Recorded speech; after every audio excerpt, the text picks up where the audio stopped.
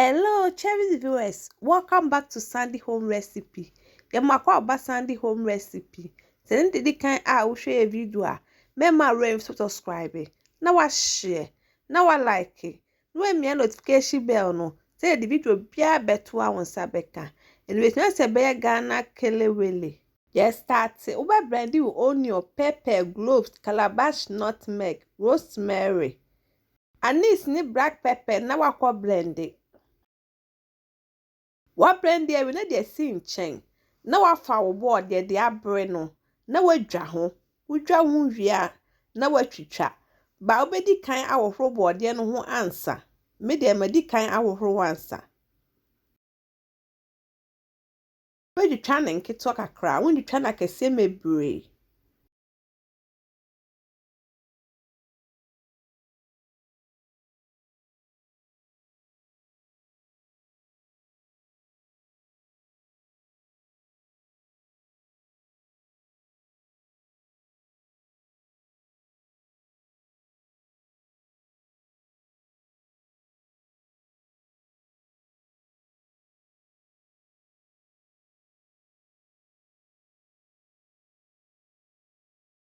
otwitwa wie na wo de wo pepper mixture na wo blend ni bi agum any salt to taste uwia no aka ni nyina ye de afra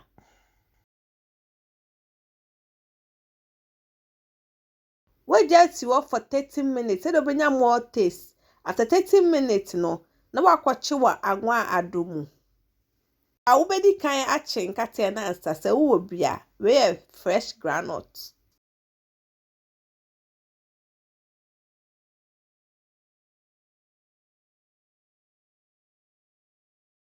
abin no we ye fi anwa nim na de esi nchen uwia no wache wo plantain mixture no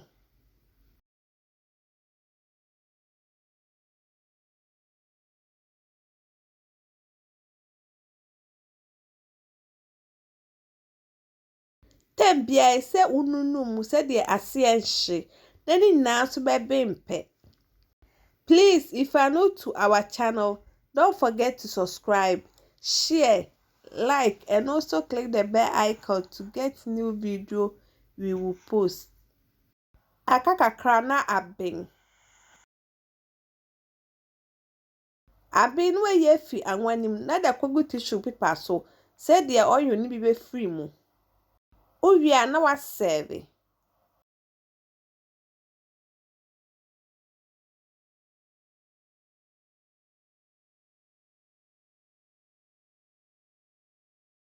Now this our Kelewele recipe.